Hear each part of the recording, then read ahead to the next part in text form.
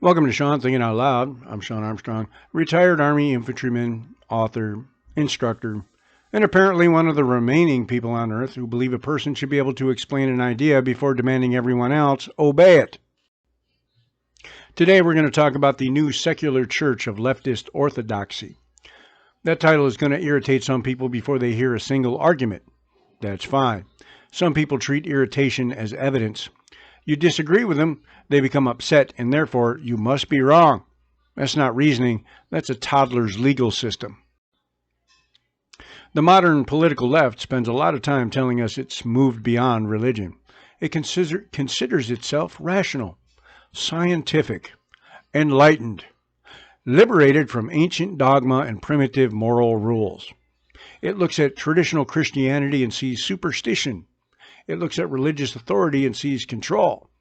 It looks at sin, confession, heresy, ritual, sacred law, and priesthood, and claims modern society has outgrown all of it. But the strange thing is that many of these same people have recreated every one of those structures. They just removed God. They replaced religious doctrine with political doctrine. They replaced sin with privilege. They replaced confession with public apology.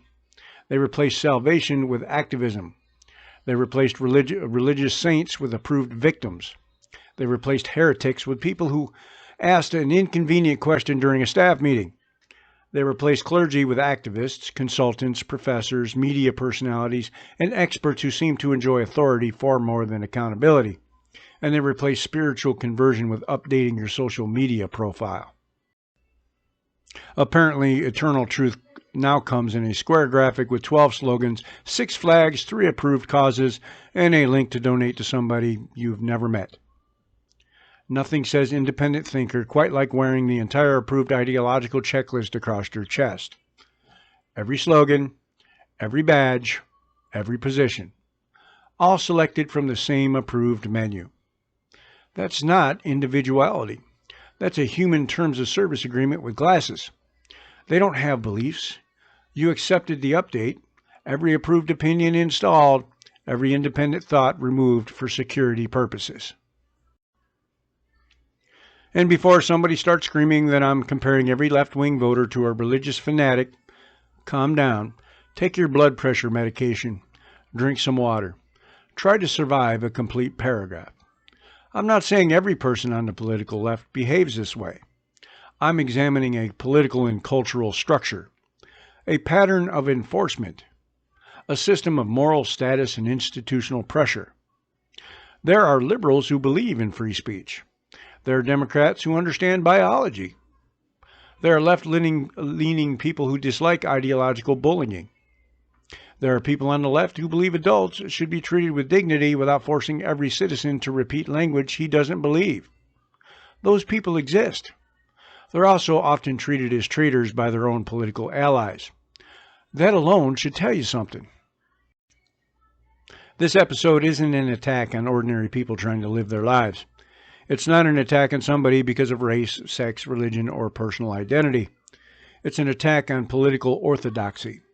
It's an attack on compelled language. It's an attack on institutional cowardice. It's an attack on the belief that certain claims must be accepted without question because questioning them is automatically treated as cruelty. A free society can't function that way. A free society requires the right to ask questions, the right to examine evidence, the right to say no, the right to disagree without being treated as morally diseased. Today we're going to walk through 5 parts of this secular political religion. First, we will examine the creed you're required to recite, the approved beliefs about gender, race, privilege, identity, language, and victimhood. Second, we'll talk about heresy and excommunication. What happens when a person refuses to recite the creed? The mob arrives, the employer gets contacted, the apology is demanded, the confession is written, and the accused is expected to crawl through broken glass while activists complain he's not crawling sincerely enough. Third, we'll examine the sacraments of public performance, the pronouns, the badges, the flags, the slogans, the corporate declarations, The ritual statements produced by legal departments and marketing teams that apparently became moral philosophers during lunch.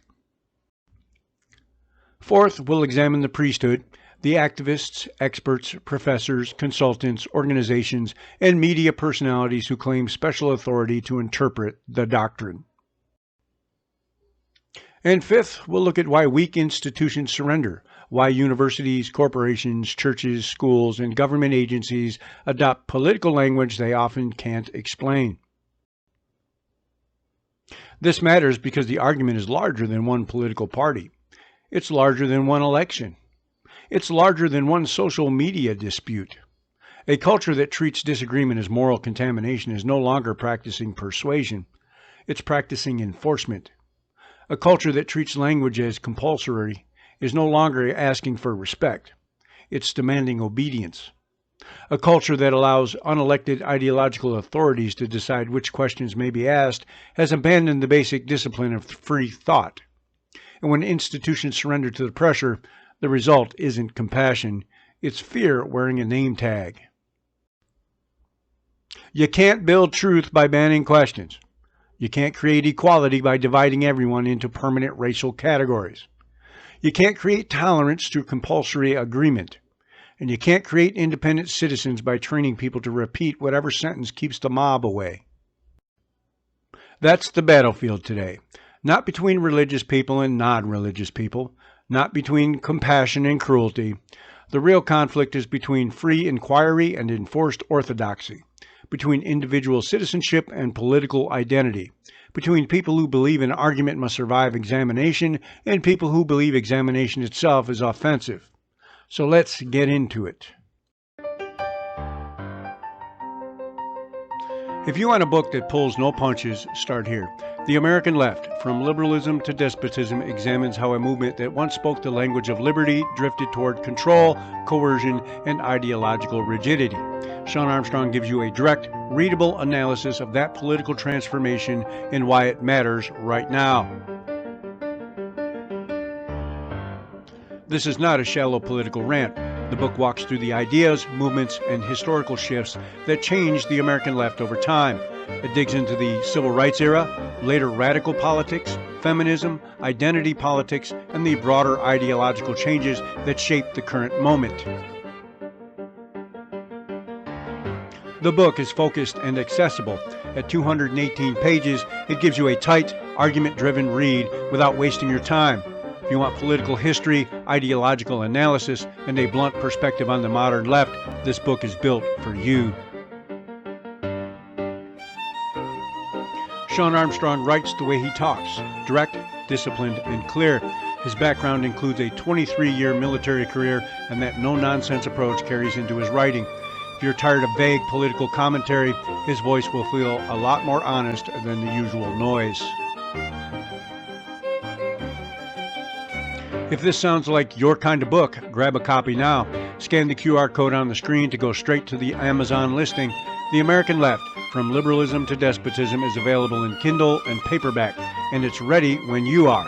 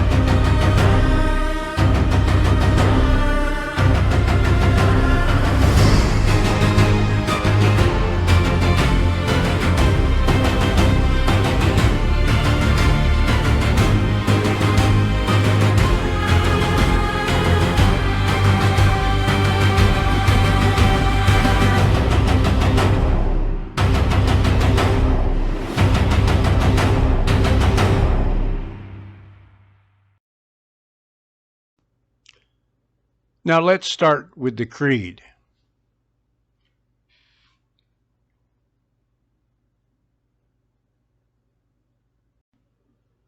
Every religion has a creed, a set of core beliefs, statements that define membership. Traditional Christianity has creeds. Political movements have platforms.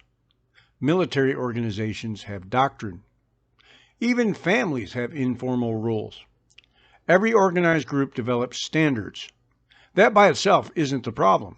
The problem begins when a political ideology pretends it has no doctrine while punishing anyone who refuses to repeat it.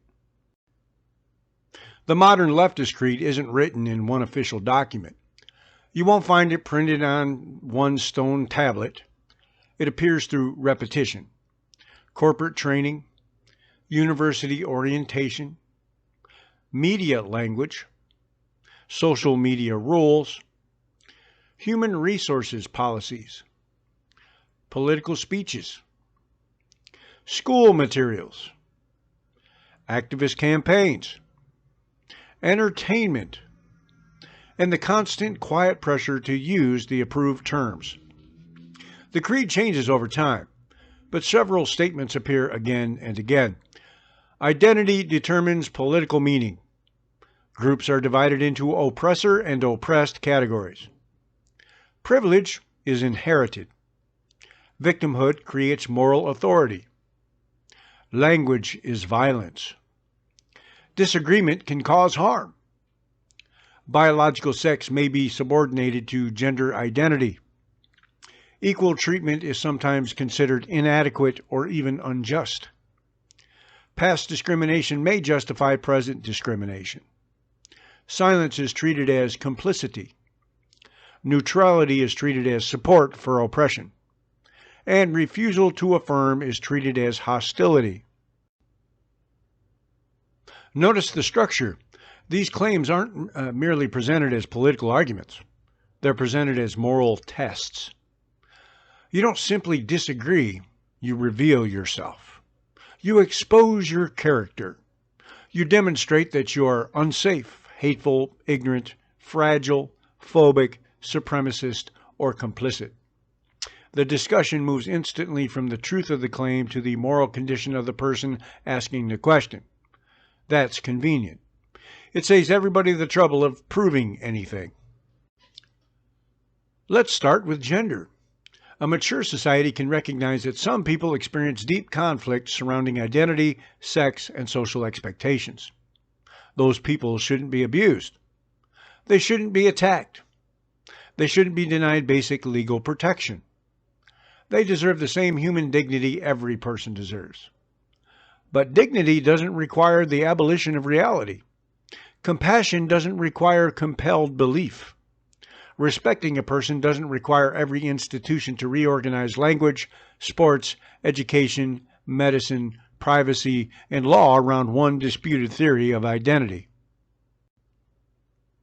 The creed tells you that gender identity is personal, internal, and self-defined. Then it tells you this internal identity must control how every other person speaks. That's not merely private identity, that's public authority. It tells you sex is separate from gender. Then it demands access to sex-based spaces based on gender. It tells you categories are fluid. Then it builds laws and institutional rules around those categories. It tells you identity is deeply personal. Then it requires strangers to participate in affirming it. And when somebody asks how these claims fit together, the response is often not an explanation. The response is an accusation. This is the first mark of orthodoxy. The doctrine doesn't have to resolve its contradictions. The believer only has to repeat it. A claim does not become true because disagreement has social consequences. Now let's move to race. America has a serious racial history. Slavery existed. Segregation existed. Discrimination existed. Government power was used to deny people equal protection under the law. Those are facts. They should be taught. They should be understood. They shouldn't be softened to protect anybody's feelings. But the modern ideological creed often does something different. It treats historical categories as permanent moral identities. It divides living people according to inherited group status. One group receives inherited guilt. Another receives inherited victimhood. One person is told his achievements are contaminated by privilege. Another is told his failures are explained by oppression. And every person is pressured to interpret human relationships through racial power. This is not a path out of racial thinking. It's racial thinking with better branding. The labels changed. The obsession remained. You don't defeat racism by making race the first and last explanation for every outcome. You don't teach people to see character by training them to see demographic categories. You don't build equal citizenship by assigning moral rank based on ancestry. Under the American constitutional tradition, the principle is equal protection under the law, not special moral ownership of the law, not inherited innocence, not inherited guilt, equal protection. That principle is difficult. It requires consistent rules. It requires evidence. It requires institutions to judge individuals by conduct. The ideological creed offers something easier. It gives you a chart. Find your identity, locate your rank, receive your approved opinion. Congratulations. You've completed morality without the inconvenience of knowing anyone personally. Then comes privilege. Privilege can describe real advantages. Wealth is an advantage. A stable family is an advantage. Education is an advantage. Good health is an advantage. Living in a safe neighborhood is an advantage. Knowing the right people is an advantage. Being born into a peaceful country is an advantage. Nobody with functioning eyes denies that human beings begin life under unequal conditions. The problem begins when privilege becomes a form of original sin, something attached to your identity that you must confess but can never fully remove. You're told to acknowledge it, interrogate it, censor it, decensor yourself because of it, use it to amplify others. But the accusation can never be satisfied. If you confess, the confession proves the system. If you refuse, the refusal proves your fragility. If you speak, you're centering yourself. If you remain silent, silence is violence. This is a beautiful little trap. Every exit leads back into the gift shop. Then comes victimhood. Real victims exist. People are abused. People are exploited. People suffer discrimination. People experience violence. A serious society protects victims and punishes offenders through evidence, due process, and law. But political victimhood is different. Political victimhood can become a source of status. It can grant authority without expertise. It can make a personal experience immune from examination. It can transform disagreement into an attack on lived experience. And it could create a hierarchy where the person with the greatest claimed injury receives the greatest moral power. This produces a bizarre competition. People begin collecting grievances like military decorations, except nobody had to do anything except join a committee and write a biography.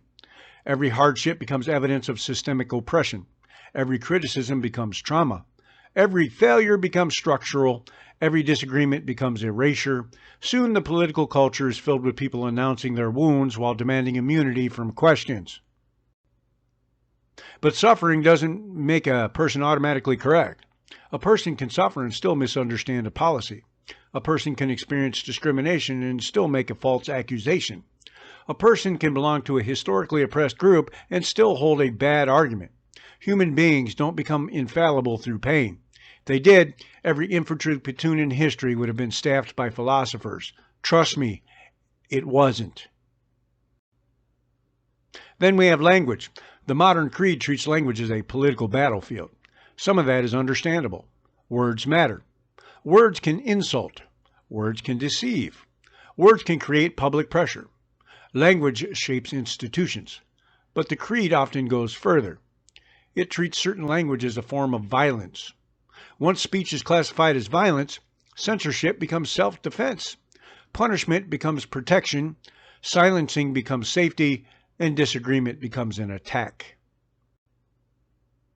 That's how a society moves from asking for civility to demanding obedience. You're no longer asked not to insult someone. You're instructed to use specific language that affirms a political claim. You're no longer asked to treat coworkers professionally. You're required to participate in their ideological framework. You're no longer allowed to say, "I'll be respectful, but I don't agree," because neutrality is forbidden. Respect without affirmation is treated as aggression. This is where the creed becomes dangerous. A free society depends on the distinction between tolerance and agreement. Tolerance means I can live beside you without trying to destroy you.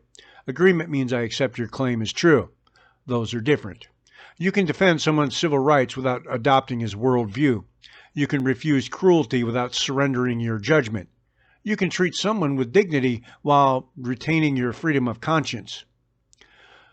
The demand that every person affirm is not tolerance. It's ideological submission. The creed also teaches that disagreement reveals hidden corruption. You're not skeptical, you're fragile. You're not unconvinced, you're hateful. You don't have a different interpretation, you're unsafe. You're not asking for evidence, you're denying somebody's existence. That language ends discussion before discussion begins. It converts the opponent from a participant into a contaminant. And once a person becomes a contaminant, removing him feels righteous. Every orthodoxy needs that move. It can't survive honest examination forever. So it changes the subject from idea to the person. The question is no longer, is this claim true? The question becomes, what kind of person would ask? That's intellectual cowardice dressed as moral concern. A confident belief can answer questions. A weak belief demands protection. A true belief doesn't need a human resources department standing behind it with a clipboard. The secular creed works because it offers moral simplicity. You don't have to understand economics. You can say equity. You don't have to understand biology. You can say identity. You don't have to understand history. You can say systemic. You don't have to examine an individual case. You can say lived experience. You don't have to prove malice. You can say impact matters more than intent. You don't have to persuade. You can say harm. And once the vocabulary is installed, the conclusion arrives automatically. That's how doctrine works. It gives you the answer before you encounter the facts. The problem is not the left has beliefs. Every political movement has beliefs. The problem is that these beliefs are increasingly treated as sacred, compulsory, and protected from ordinary examination. And once a creed exists, every creed needs a method for dealing with heretics. That brings us to segment 2.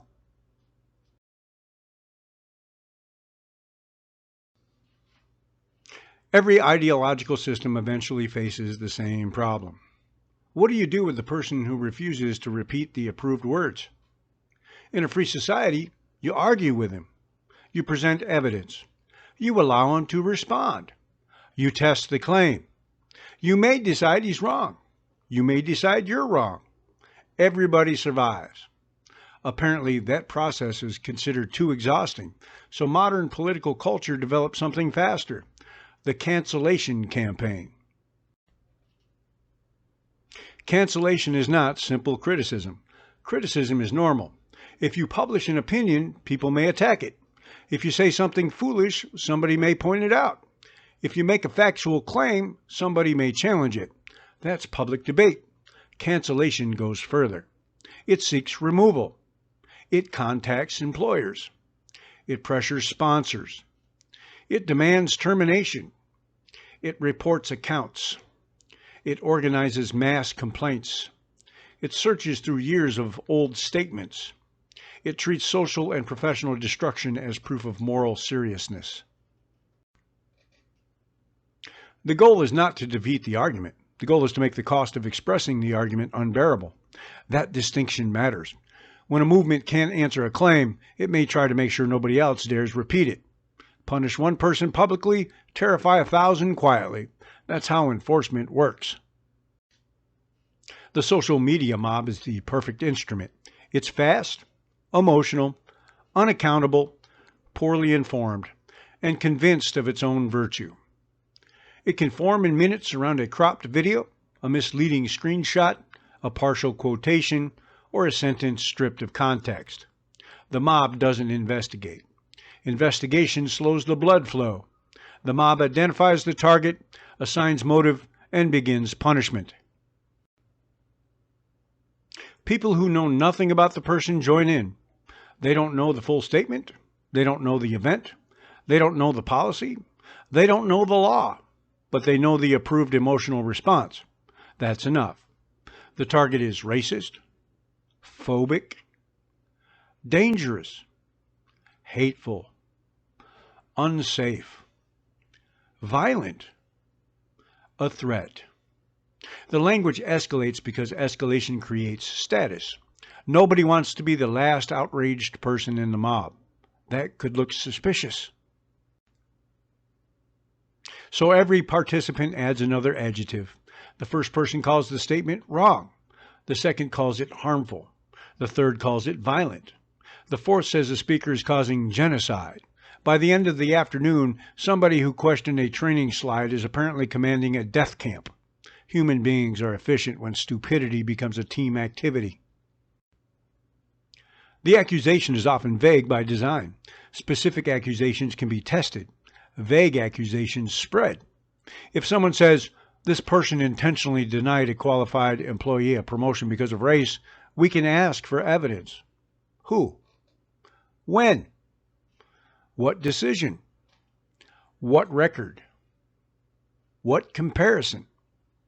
But if someone says, "This person perpetuates harm," the accusation can mean anything. Maybe he used the wrong term. Maybe he failed to post a slogan. Maybe he questioned a policy. Maybe he looked bored during a workshop. Perhaps he failed to nod at the correct angle. We may never know. The ambiguity protects the accuser. The target must prove innocence against a charge with no clear definition. That's difficult. You can't disprove a mood. You can't cross-examine a vibe. You can't produce evidence against somebody's personal sense that your presence was problematic. Then comes professional punishment. Employers receive messages, customers are encouraged to complain, sponsors are threatened, universities are pressured, publishers are contacted, boards issue statements. The institution usually knows little about the case. It knows even less about principle, but it understands bad publicity. So it releases a statement announcing that it takes the matter seriously. That phrase has ended more backbone than spinal injury. We take these allegations seriously. Translation: we have no idea what happened. Our legal department is frightened. Our marketing team has stopped breathing, and we're willing to throw someone into traffic if the hashtags stop. The institution says it will investigate. Sometimes it does. Sometimes the investigation is merely a waiting period before the predetermined punishment. The target may be suspended, removed, placed on leave, required to apologize, ordered into training. The public is told the organization remains committed to its values. The values are never listed in any way that would permit measurement. They simply hover in the air like incense. Now we reach confession. Public confession is one of the clearest religious features of the system. The accused is expected to apologize, but ordinary apology isn't enough. The apology must use approved language. The accused must acknowledge harm, recognize privilege, admit ignorance, promise education, thank the people who attacked him, state that he is listening, commit to doing the work, and avoid defending himself. If he explains context, the apology isn't sincere. If he disputes the accusation, he's refusing accountability. If he says his intent was different, impact matters more than intent. If he says the allegation is false, he's centering himself. If he remains silent, silence proves guilt. Once again, every exit leads back into the gift shop. The apology rarely ends the campaign because the campaign was not built to achieve understanding. It was built to demonstrate power. A sincere apology may even make the target easier to punish because confession is treated as proof. The target believes he's opening a path to reconciliation. The mob sees fresh meat. That's why so many public apologies sound unnatural. They're not written in the speaker's language. They're written in the dialect of ritual submission. I recognize that my words caused harm. I understand that my privilege prevented me from seeing. I'm committed to listening and learning. I'll use this moment to grow. Nobody talks like that at home. Nobody burns dinner and announces a commitment to engage in transformative culinary accountability. It's ritual speech. And the ritual doesn't seek forgiveness. That's another important difference between traditional religion and political orthodoxy. Many religions contain a path to redemption, confession, repentance, forgiveness, restoration. The secular political church often has confession without forgiveness. You admit guilt, but guilt remains attached. You perform repentance, but the record remains searchable. You complete training, but the accusation follows you. You're told to grow, but no standard defines when growth has occurred. A system without forgiveness doesn't seek moral improvement. It seeks permanent control. Excommunication serves another purpose. It protects the group from internal dissent. The harshest punishment is often reserved for former allies. A conservative critic is expected. A liberal who questions the doctrine is dangerous.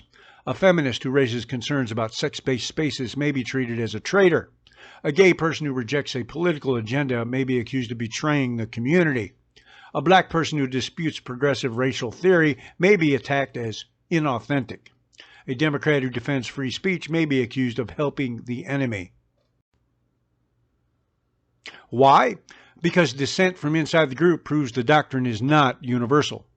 The heretic knows the language, understands the arguments, shares part of the history, and still refuses obedience. That threatens the priesthood. So the heretic must be discredited personally. He's not merely wrong. He's self-hating, confused, bought, manipulated, seeking approval, suffering from internalized oppression. Notice how the system protects itself. If a member of the approved group agrees, his identity gives him authority. If he disagrees, his identity no longer counts. The group speaks for you until you speak for yourself. That's not empowerment, it's political ownership. Cancel culture also creates silence among ordinary people. Most people aren't activists. They have jobs, families, mortgages, children. They don't want a public fight. They see what happens to others and learn the lesson. Don't ask. Don't object. Don't joke. Don't challenge the training. Don't write the email. Don't question the policy. Don't say what you believe in a room where somebody might repeat it. The result is false consensus. Everyone appears to agree because disagreement has become expensive. Leaders then point to the silence as proof of support. Employees are told the policy reflects shared values. Students are told the campus community agrees. Church members are told the congregation has evolved. Citizens are told society has moved forward.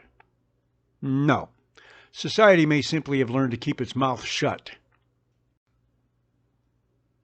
This is how ideological control expands without majority support. A committed minority creates consequences. A frightened majority withdraws. A weak institution interprets withdrawal as consent, and the policy becomes official. The defenders of cancellation often say, freedom of speech doesn't mean freedom from consequences. That statement is technically true and usually intellectually lazy. Every action can have consequences. The real question is whether the consequence is proportional, fair, informed, and consistent. Criticism is a consequence. Losing an argument is a consequence. Being corrected is a consequence. But losing your livelihood because a political mob misrepresented a sentence isn't a healthy social norm. The phrase freedom from consequences is often used to avoid discussing whether the punishment is justified. A person says something unpopular. A mob demands termination. The employer obeys. Then activists say, that's accountability. No, accountability requires a standard. Evidence, procedure, proportionality, consistency. A digital mob is not due process. It's a coward with Wi-Fi. The right has engaged in cancellation too. Religious groups have boycotted. Conservatives have pressured companies. Political factions of every kind have tried to punish speech. This human impulse is not owned by one party. But the modern progressive version is unusually powerful because it's been incorporated into professional institutions. Human resources, academia, media, corporate communications, nonprofit organizations, government agencies, entertainment, technology platforms. The activist language is no longer outside the institution shouting through the gate. It's inside, writing policy. That gives cancellation administrative power. It doesn't merely embarrass, it disciplines. It places notes in files. It changes promotion decisions. It affects admissions. It controls publishing. It influences hiring. It shapes what people teach. And because the system presents itself as protection from harm, resistance can be portrayed as proof that protection is needed. This is how excommunication becomes self-justifying. The person objects to being punished. His objection shows hostility. The hostility justifies punishment.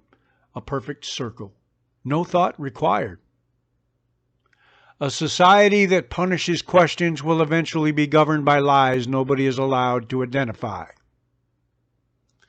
And once heretics are punished, believers must demonstrate their loyalty publicly. That brings us to the sacraments of performance. This is The Unmaking of the American Citizen by Shawn Armstrong. It's a political and cultural diagnosis of what's happened to the American idea of citizenship over the last century. Shawn Armstrong argues that the country changed regimes without changing its constitution, moving from progressivism to the New Deal order, then to neoliberalism, identity politics, and the Great Awakening. If you want a serious critique with a clear conservative argument behind it, this book gets straight to work. The core argument is simple and brutal. America kept the shell of the Constitution, but changed the way the regime operates.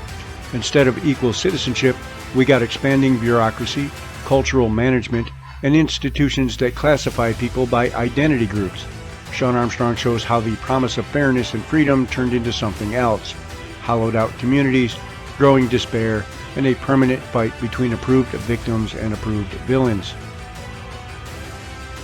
The book maps the road clearly. First comes progressivism and the New Deal order, where centralized management becomes normal. Then comes neoliberalism, which uses global markets, free trade, and permanent war to reshape the country and weaken the middle class. Then comes identity politics and the Great Awakening, where equal citizenship gets replaced by a moral hierarchy of victim and oppressor. Shawn Armstrong treats this as a regime story, not random chaos. This book is not just a complaint. It makes a case for conservative renewal. Shawn Armstrong argues for recovering equal citizenship under the law, relearning Republican virtue, reviving Christian and natural law traditions, and building local institutions that can outlast failing national systems. He also tells conservatives to stop apologizing for who they are and to start defending the rights and duties of citizenship without flinching.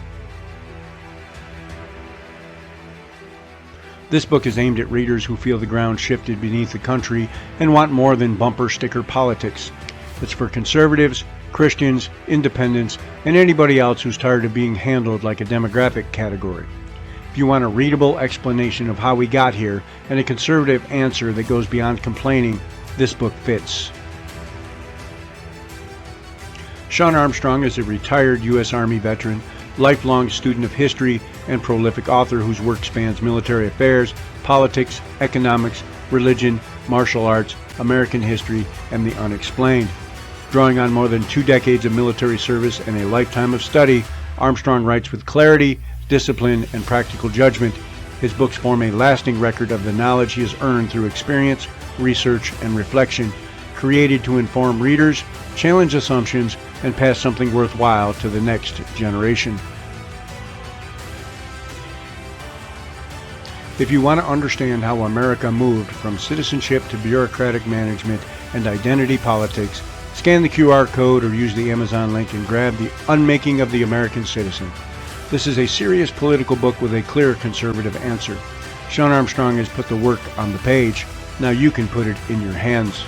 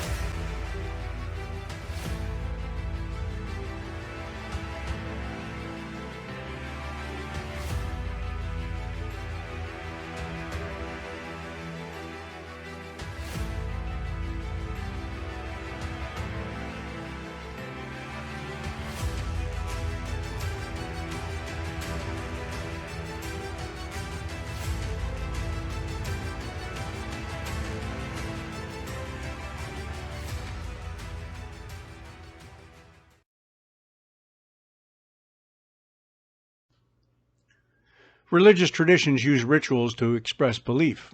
Baptism, communion, prayer, fasting, public worship. Ritual isn't automatically false.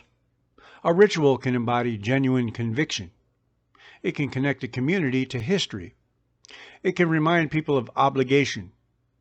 The problem is empty ritual, performance without substance, symbols displayed to establish moral status.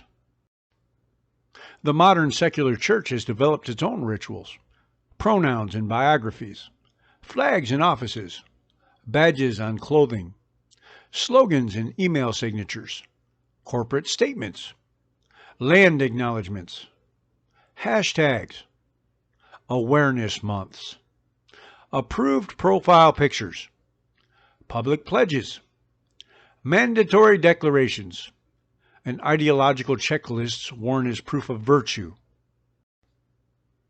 Again, any individual symbol may reflect sincere belief. A person may genuinely care about a cause. A company may genuinely support a community. A school may sincerely want students to feel welcome. The question is what the symbol does. Does it express a principle, or does it certify political compliance? Does it invite discussion, or does it signal which opinions are forbidden? Does it protect people, or does it protect the institution's reputation? Take the pronoun ritual. Some people include pronouns voluntarily because they believe it's polite or supportive. That's their choice. The issue changes when the practice becomes expected, then mandatory, then treated as a test. A person who declines may be questioned. Why did you refuse? Are you hostile? Are you making others unsafe? Do you deny people's identity? The personal declaration becomes a loyalty oath. The same pattern appears with slogans. A slogan begins as a statement, then becomes a signal, then becomes a requirement. If you repeat it, you're considered supportive. If you remain silent, people ask why.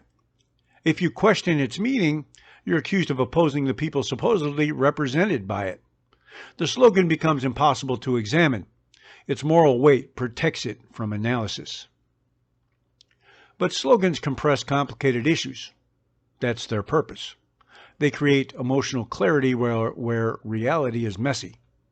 They reduce policy to virtue. Support the slogan, you're good. Question it, you're bad.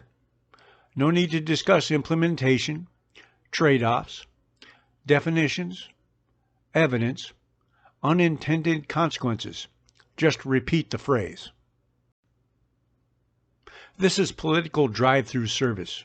Pull forward, state your approved position, collect your moral status, try not to spill it in the car. Flags work the same way. A flag can represent history, pride, identity, solidarity, memory, or political commitment. But when institutions display multiple ideological flags, they send a message beyond welcome. They establish an official moral vocabulary. Employees and students learn which causes receive institutional endorsement. They also learn which objections may be dangerous. Imagine a workplace covered in political symbols and then being told the environment is neutral. Neutral? The break room has more ideological banners than a revolutionary parade. But relax. Nobody is pressuring you. Just sign the statement, attend the training, add your pronouns, repeat the slogan, and try to look sincere while the director of belonging watches. Corporate statements are among the purest examples of ritual performance. A national controversy occurs. Within hours, corporations release statements. They stand with. They condemn. They recommit. They listen. They learn. They promise action. The language is so predictable that the statements may as well be printed in advance with a blank space for the latest event. We are deeply concerned by the recent insert event. We remain committed to insert event. We stand with insert community. We will continue listening and learning. Nobody knows who wrote it. Nobody knows what it commits the company to do. Nobody knows how the policy will be measured, but the logo appears in the corner, so apparently justice has been achieved. The company sells shoes or software or sandwiches. It has no special knowledge of constitutional law, criminal justice, race relations, foreign policy, gender theory, or public ethics. But a 26-year-old marketing coordinator found a template, so the corporation now speaks with the authority of Moses. These statements protect the institution. They're designed to reduce pressure. The company wants to be seen on the approved side. It doesn't want activists targeting the brand. It doesn't want employees accusing leadership of silence. It doesn't want journalists asking questions. So it performs allegiance. The performance may cost nothing. A logo changes, a slogan appears, a donation is announced. A training is scheduled. Leadership congratulates itself. Then the company returns to ordinary business. It may treat employees badly, exploit contractors, ignore crime, use foreign labor, suppress wages, avoid taxes, sell customer information. But the profile picture has the correct flag, so morality is apparently handled. This is indulgence without a church. The corporation pays a symbolic fee and receives temporary absolution. Universities perform similar rituals. Orientation programs establish approved language. Statements affirm community values. Departments issue declarations. Administrators acknowledge land. Faculty are encouraged to include ideological language in syllabi. Students are taught that safety includes protection from offensive ideas. A university should be the institution most committed to questioning assumptions. Instead, many act as though certain assumptions must be protected from students. That's backwards. Education should expose ideas to challenge. The students should learn how to analyze, define, compare, test evidence, recognize contradiction, defend a position, change his mind when facts require it. But ideological education often teaches the students to classify, find the identity, locate the power relationship, identify the harm, apply the approved theory, reach the approved conclusion. That's not critical thinking. It's ideological paint by number. Then we have public confessions of privilege. People announce that they're learning. They recognize their position. They understand they must make space. They promise to amplify voices. Again, some may be sincere, but public confession can become a status performance. The confessor shows awareness, receives praise, avoids accusation, and demonstrates fluency in the doctrine. The strange part is that the confession often centers the confessor. A person writes 5 paragraphs about how he is decentering himself. He posts a photograph, adds a personal story, explains his journey, receives applause. The entire performance revolves around him. That's a remarkable form of humility. It requires lighting. The ideological checklist makes performance easy. You don't need to live by a consistent moral principle. You only need the correct collection of positions. Display the approved clauses, use the approved vocabulary, share the approved articles, condemn the approved villains, ignore contradictions inside your own coalition, and you're certified. This is where the human terms of service agreement appears. Every box checked, every belief installed, race position approved, gender position approved, immigration position approved, climate position approved, religious position approved, police position approved, foreign policy position approved, corporate slogan accepted, privacy policy unread, independent thought disabled. The uniformity is suspicious. Complex human beings shouldn't reach identical conclusions on every major question. A person can support legal immigration and strong borders, support equal rights and oppose racial preferences, respect adults and reject compelled language, care about the environment and question a specific energy policy, support police reform and oppose anti-police ideology, oppose religious coercion and oppose secular coercion. That's what thinking looks like.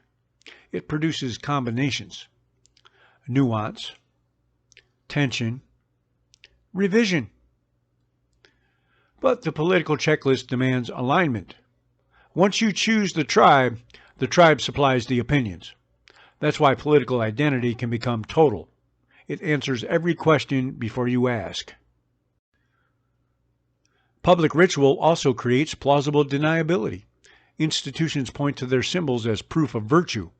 We can't discriminate. We have a diversity statement. We can't be hostile. We changed our logo. We can't silence dissent. Our mission says inclusion. We can't be intolerant. We held a workshop. The ritual becomes evidence against reality. But an institution should be judged by conduct. Does it apply rules equally? Does it protect due process? Does it permit disagreement? Does it hire based on competence? Does it allow employees to decline political speech? Does it defend students with unpopular views? Does it punish threats consistently? Does it distinguish discomfort from danger? Those are measurable questions. Symbols are easier. Symbols don't argue. They don't require evidence. They don't expose hypocrisy. They sit quietly in the wall while the institution does whatever it planned to do anyway. This is why performative morality spreads. It's cheap. It produces social credit. It signals membership. It reduces risk. And it allows people to feel courageous while surrounded by agreement. Real courage begins where the applause ends.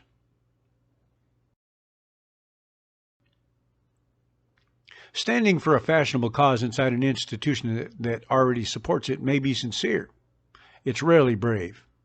Bravery is defending a principle when your side dislikes the result.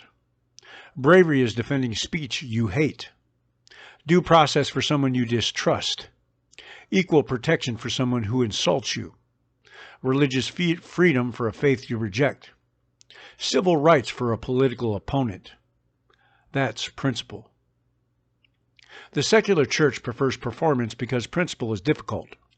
Principle may force you to defend the wrong person, the unpopular person, the accused person, the person with the bad slogan, the person who refused the badge, the person who said no. A ritual can be displayed. A principle must be applied. And to interpret the rituals, define the doctrine, and identify the heretics, every church needs a priesthood. That brings us to segment 4.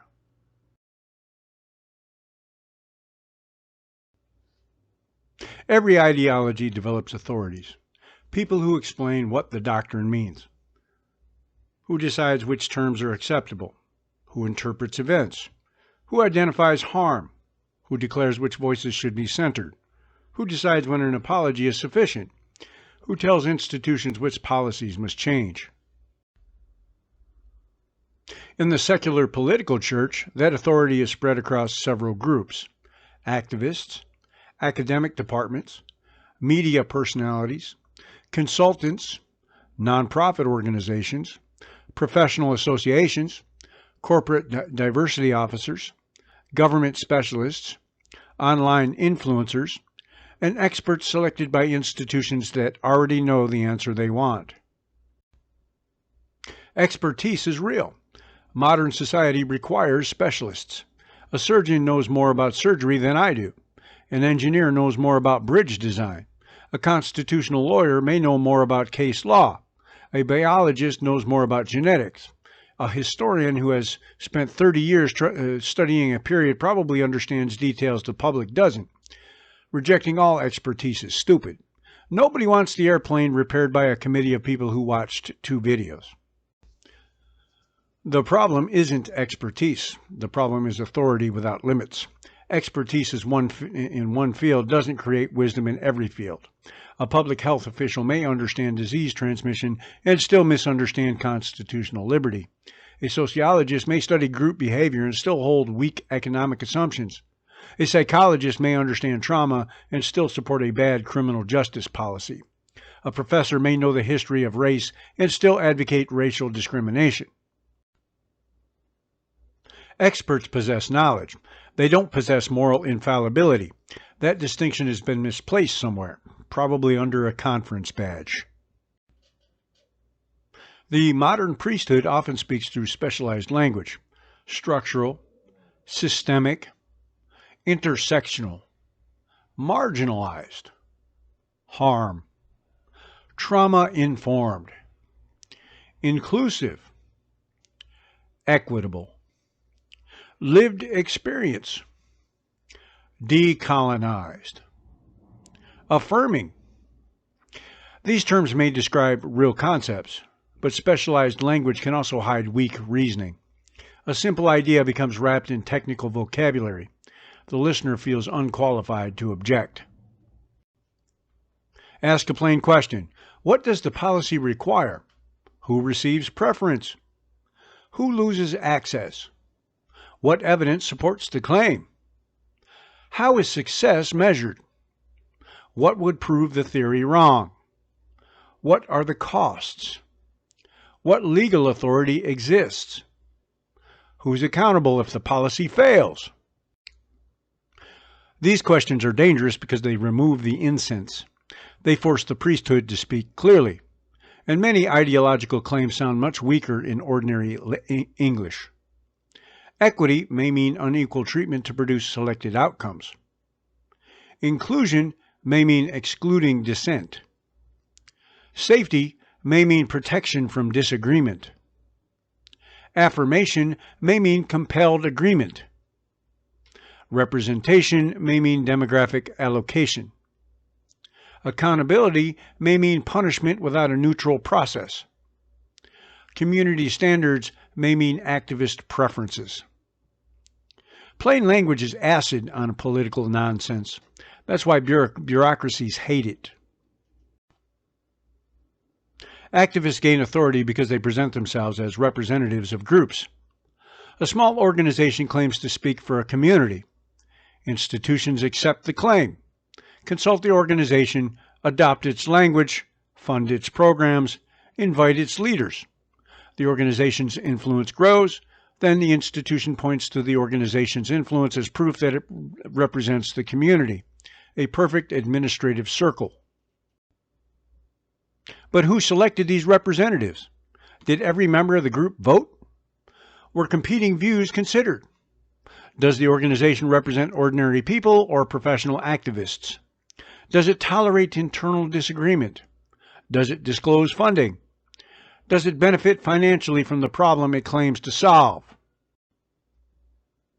Those questions are rarely asked. Institutions want a contact person. They want somebody who can bless the policy. The activist organization provides certification. The institution provides funding and status. Everybody wins except the public. Academic departments play a similar role. Some produce serious scholarship. Others begin with political assumptions and generate language to support them. The conclusion arrives first. Research is selected, definitions are adjusted, counter-arguments are classified as harmful.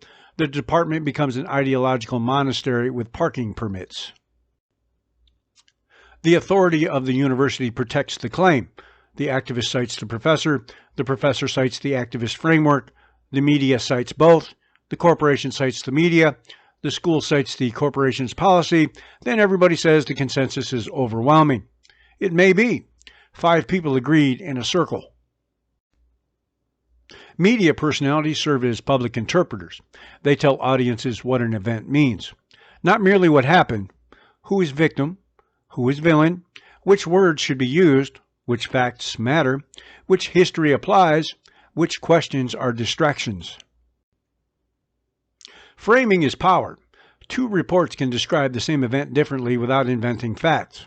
One emphasizes individual conduct, another emphasizes group identity.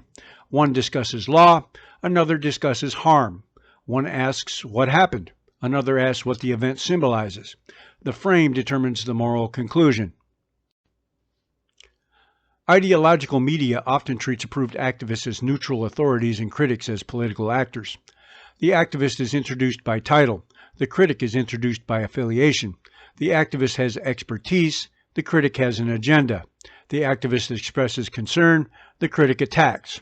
Language quietly assigns credibility. Then comes consultants. Consulting is where ideology puts on business clothes and invoices by the hour. A company is told it has a problem. The consultant defines the problem. The consultant designs the training. The consultant measures the training. The consultant recommends additional training. A miracle of modern economics. The disease and the cure arrive in the same PowerPoint. The consultant's incentive is not to announce that the organization is healthy and no further work is needed. The incentive is to identify hidden bias, structural barriers, cultural risk, unconscious assumptions. The less visible the problem, the more expert interpretation becomes necessary. You can't see the bias. That proves it's unconscious. You can't identify the barrier. That proves it's systemic. You can't find the discrimination. That proves the institution has normalized it. The theory survives every result. A theory that explains everything may explain nothing.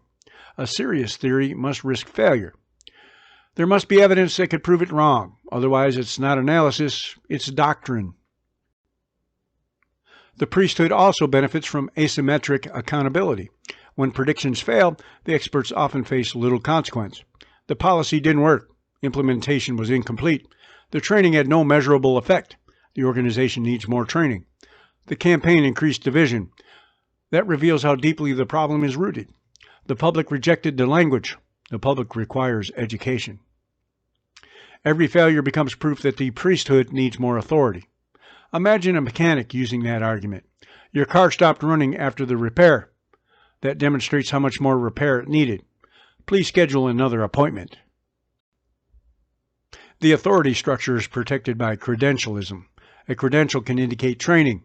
It can also become a substitute for argument. I have a degree in this field. Good. Present the evidence.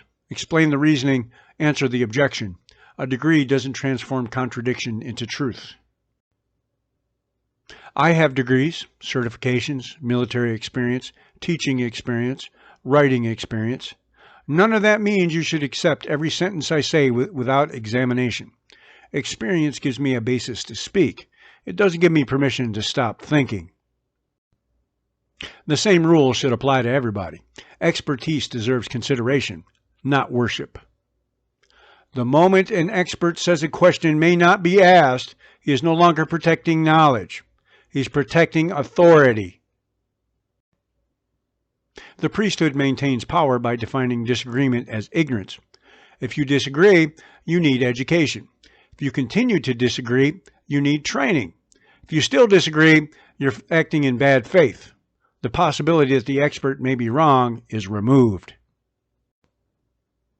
This is how intellectual hierarchy becomes moral hierarchy. The expert isn't merely more informed, he's more enlightened. The dissenter isn't merely unconvinced, he's morally undeveloped. The goal becomes correction, not persuasion. The structure resembles clerical authority without clerical restraint. Traditional religious leaders are at least expected to answer to Scripture, doctrine, history, congregation, or divine judgment. The secular priesthood may answer to a grant board, a university committee, a professional association, and a social media following. That's a thinner chain of command. The public should ask simple questions. What exactly is your expertise? What evidence supports this policy? What assumptions are you making? What interests fund your organization? What happens if you're wrong? Who pays the cost? Can your theory be disproved? Do you apply the rule consistently? Do members of the affected group disagree with you? Will you defend their right to speak? An honest expert will answer. A political priest may accuse you of harm. Authority is necessary. Unaccountable authority is dangerous. The problem with the secular priesthood is not that it knows nothing.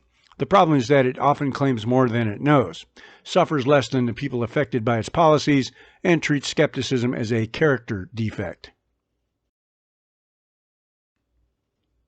So why do institutions accept this? Why do leaders surrender decision-making to ideological specialists? Why do universities, corporations, schools, churches, and government officials adopt language they can't defend? That brings us to segment 5. This is Long Range Shooting, Zen or Science, 2nd edition by Shawn Armstrong. This book is aimed at serious shooters who want more than vague advice and range folklore. It's built to help you shoot further, think better, and make your shots count through clear instruction, practical methods, and better decision-making behind the rifle. What does this book actually do? It takes long-range shooting concepts that can seem overly technical and makes them usable. It helps readers build better shooting positions, zero a scope with confidence, read the environment, and make sound ballistic decisions using bullet drop, MOA, and wind calls. The point is simple: less guessing, more repeatable hits. Inside the book, the focus stays practical. You're working on 3 big areas. First, fundamentals: stable positions, scope confidence, and the kind of consistency that shrinks shot dispersion. Second, field judgment: wind, terrain, and conditions. Third, corrections: understanding drop, MOA, and the decisions that tighten groups and extend your effective range. This book is for people who take shooting seriously. That includes hunters who want more ethical results, competitors who want a stronger system, and everyday firearms enthusiasts who are tired of piecing together half-baked advice from random sources. At 287 pages, it's a full manual, not a pamphlet. Shawn Armstrong is a retired U.S. Army veteran, lifelong student of history, and prolific author whose work spans military affairs, politics, economics, religion, martial arts, American history, and the unexplained. Drawing on more than 2 decades of military service and a lifetime of study, Armstrong writes with clarity, discipline, and practical judgment. His books form a lasting record of the knowledge he has earned through experience, research, and reflection, created to inform readers, challenge assumptions, and pass something worthwhile to the next generation.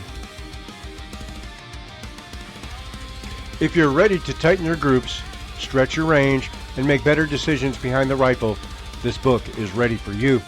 Long Range Shooting, Zen or Science, 2nd edition, is available on Amazon in paperback and Kindle. Scan the QR code on screen or use the short link to order your copy. Read it, apply it, and make every shot count.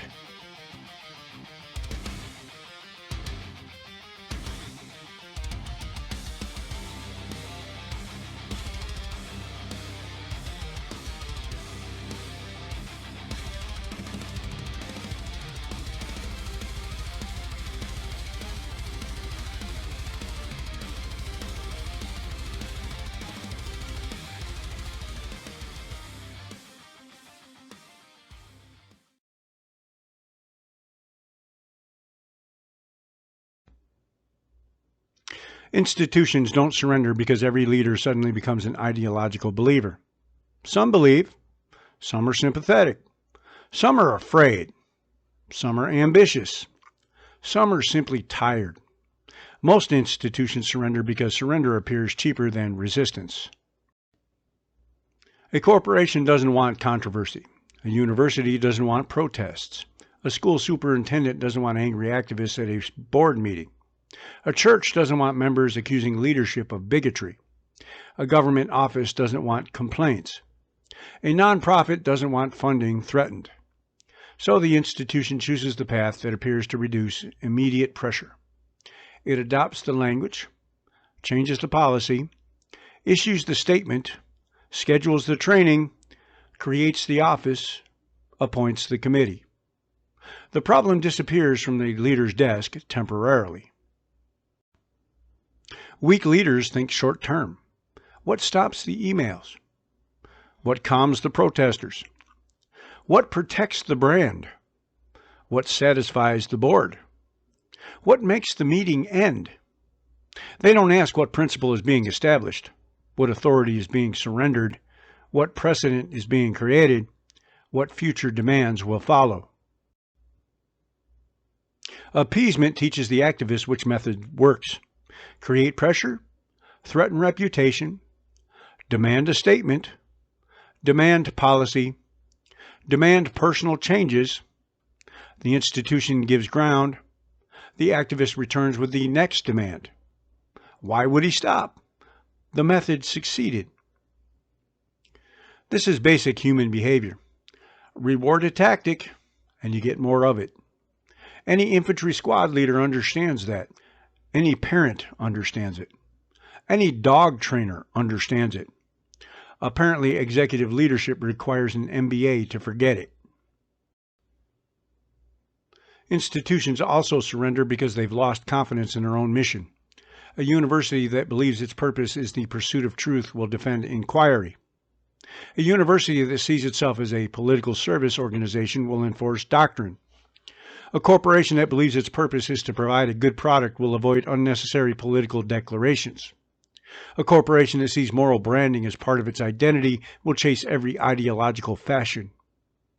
A church confident in its theology will evaluate political claims against doctrine. A church afraid of cultural rejection will rewrite doctrine to match opinion polls. Mission weakness creates ideological vulnerability. If you don't know what your institution exists to do, the most aggressive person in the room will decide for you. Universities are especially vulnerable because their leadership often confuses student comfort with educational success. Students are customers. Customers complain. Administrators respond. But education isn't retail service. A university should challenge students. Expose them to difficult ideas. Require disciplined argument. Allow them to encounter views they hate. Teach them to answer those views without melting into the carpet. Discomfort isn't harm. Confusion isn't trauma. A bad argument isn't violence. A controversial speaker isn't an emergency. A classroom isn't supposed to feel like a padded room. When universities adopt the language of safety to regulate ideas, they weaken students. They train young adults to interpret disagreement as injury. Then those students enter workplaces and demand the same protections. The workplace adapts. The institution changes policy. The culture becomes more fragile. Corporations surrender because political symbolism offers protection. They believe a statement will buy peace. Sometimes it does. But every statement narrows the institution's neutrality. Employees learn that the company has official political views. Customers learn the same. Then every future controversy creates a question. Why did you speak about this but not that? Why support this cause but not another? Why condemn one event and ignore another? The company becomes trapped by its previous performance. Political neutrality is then treated as impossible because the company already abandoned it. Schools surrender because administrators fear accusations more than they trust parents. Policies are introduced quietly. Language changes. Materials change. Teachers receive guidance. Parents who object are described as misinformed, political, hostile, or disruptive. The institution acts as though professional credentials override parental authority. Schools do need professional independence. Parents aren't always right. Some parents are irresponsible. Some are ignorant. Some demand foolish things. But schools don't own children. Public education exists through public trust. Parents have the right to know what children are taught. They have the right to examine policy. They have the right to object. They have the right to vote against leadership. Calling parents dangerous because they attended a meeting isn't public service. It's bureaucratic arrogance. Government offices surrender because ideological language is spread through administration. A new office is created. Guidance is issued. Training becomes mandatory.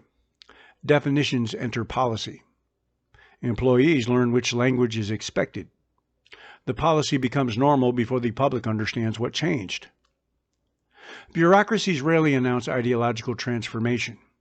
They publish a memo. The memo refers to a framework. The framework cites a report. The report cites experts. The experts cite activist theory. By the time a citizen notices, the doctrine has a budget code. Churches surrender for a different reason. They want social acceptance. They fear being seen as hateful. They want to appear compassionate. Compassion is central to Christianity. But compassion without truth becomes surrender. A church that changes doctrine whenever culture disapproves no longer has doctrine. It has public relations. Some churches respond to political pressure by repeating secular activist language without examining whether the assumption fits Christian theology. Sin becomes privilege. Salvation becomes activism. Repentance becomes political confession. Justice becomes equal outcomes. Love becomes affirmation. Disagreement becomes hatred. The words sound familiar. The meanings have changed. A church should oppose cruelty, defend human dignity, help the poor, protect the vulnerable, oppose racism, care for strangers, demand moral accountability, but it shouldn't surrender its understanding of truth because a political movement discovered emotional vocabulary. Love doesn't require agreeing with every claim. Parents understand this. Teachers understand this. Leaders understand this. You can care for a person while correcting them. You can protect a person while refusing his demand. You can respect a person while telling him no.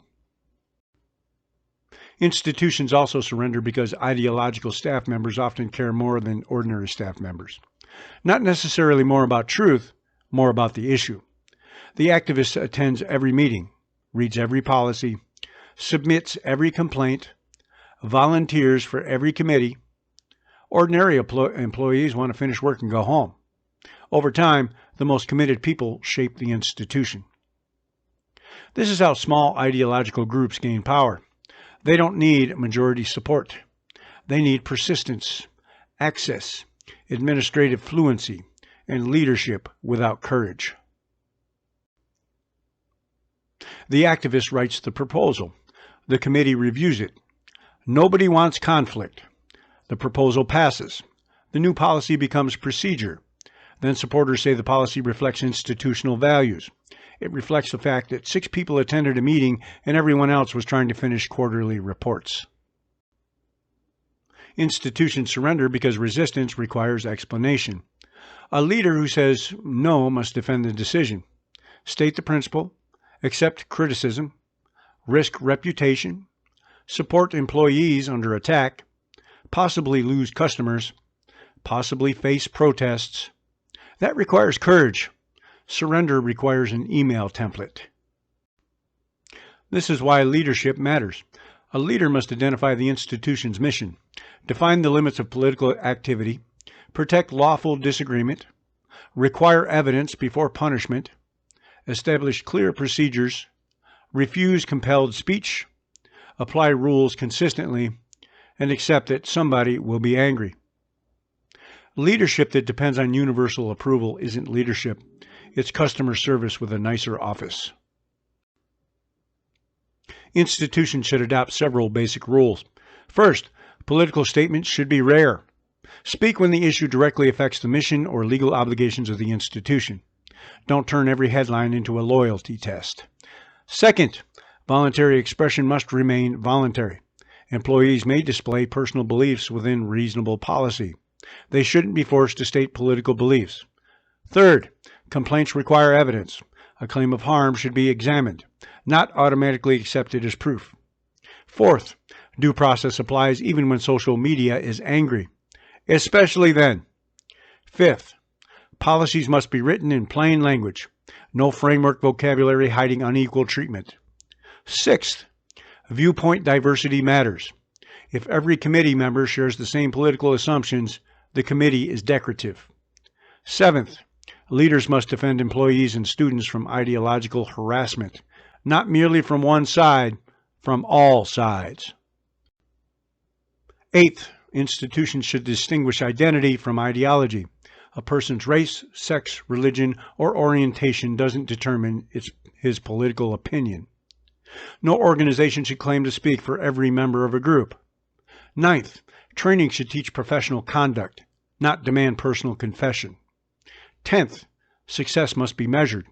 If a program claims it will improve hiring, retention, performance, trust, or safety, measure the result.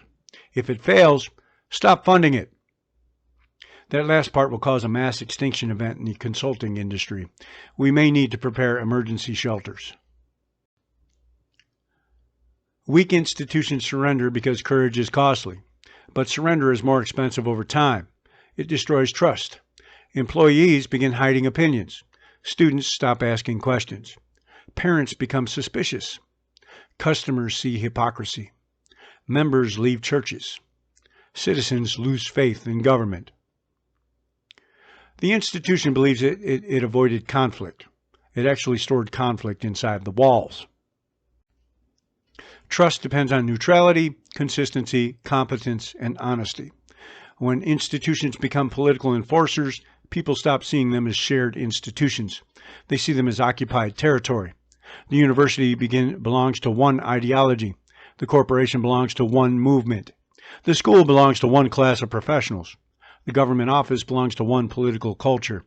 The church belongs to whoever controls the language. That division is dangerous. A healthy republic requires institutions that citizens with different beliefs can share, not institutions without values. Institutions with clear, limited, defensible values. Equal treatment. Due process. Professional conduct. Open inquiry. Religious liberty. Freedom of conscience. Evidence. Competence. Accountability. Those principles allow pluralism. Ideological orthodoxy doesn't. Orthodoxy requires alignment. A free country doesn't require everybody to agree. It requires rules that allow disagreement without destruction. That's the final point. The secular church of leftist orthodoxy doesn't become powerful because every doctrine is persuasive. It becomes powerful because institutions enforce the cost of dissent. The creed defines virtue. The mob identifies heresy. The rituals demonstrate loyalty. The priesthood interprets doctrine. And weak institutions make the system real. Remove institutional enforcement, and the ideology must return to persuasion. It must answer questions, defend claims, compete with other ideas, accept criticism, live under the same rules as everyone else. That's exactly what a free society should require. No protected doctrine, no sacred political identity, no compulsory confession, no permanent heretic class, no expert beyond examination, no institution above accountability. If your belief is true, defend it. If your policy is fair, explain it. If your evidence is strong, present it. If your cause is just, you don't need compelled speech, professional intimidation, or a frightened human resources department to carry it. That's the difference between conviction and control.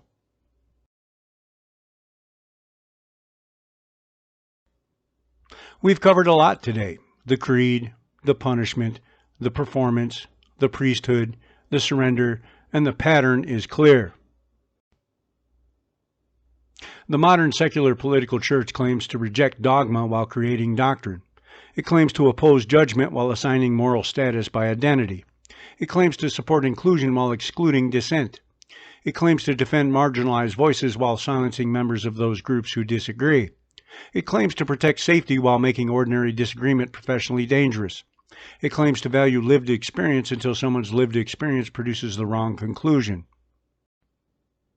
This ideology didn't spread because every citizen accepted it. It spread because institutions treated it as the price of peace. Leaders surrendered language, then policy, then personnel decisions, then public trust. The answer isn't cruelty. The answer isn't harassment. The answer isn't treating ordinary people as enemies. The answer is intellectual discipline. Clear language, equal rules, evidence, due process, courage, and the refusal to confuse compassion with obedience. You can treat people with dignity without surrendering reality. You can oppose discrimination without creating new discrimination. You can recognize historical injustice without assigning inherited guilt. You can protect free speech without approving every statement. You can listen to experts without worshiping them. You can respect identity without allowing identity to become political authority. You can love people and still tell them no. That final sentence may shock modern institutions. They have spent so long treating boundaries as violence that the word no now requires a committee review. But adults need boundaries. Institutions need limits. Political movements need opposition. Experts need scrutiny. And citizens need the right to think. The free citizen doesn't receive beliefs from a checklist. He examines them. He doesn't ask which slogan will protect him. He asks what's true. He doesn't measure morality by applause. He measures conduct by principle. He doesn't surrender judgment to a tribe. He listens, studies, questions, decides, and accepts responsibility for the decision. That kind of citizen is difficult to control, which is exactly why modern political orthodoxy works so hard to replace him with an identity category. A category can be managed. A citizen can say no. Do not become a human terms of service agreement. Read before accepting. Question the update. Keep independent thought enabled. If a political movement tells you that every decent person agrees with it, check. If an institution tells you a policy is inclusive, read who it excludes.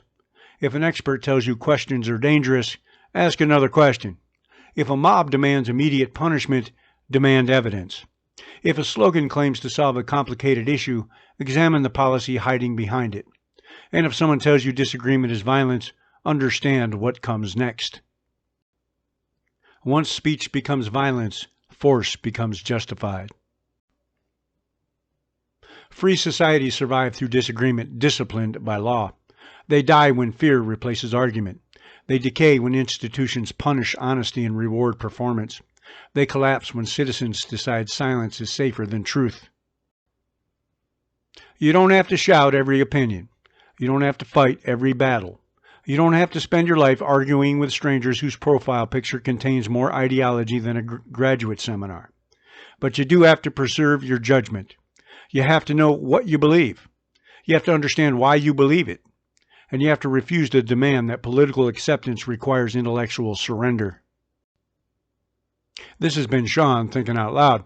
I'm Shawn Armstrong, retired Army infantryman, author, instructor, and still not interested in joining a secular church whose commandments were written by social media interns and enforced by frightened middle management. Think clearly, speak honestly, apply your standards consistently, and never confuse unanimous silence with unanimous agreement. The mob can demand your confession. It can't own your conscience unless you hand it over. This is Messiah by Shawn Armstrong.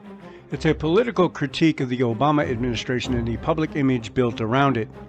The book argues that a carefully manufactured savior figure helped reshape American politics while real policy decisions produced serious consequences.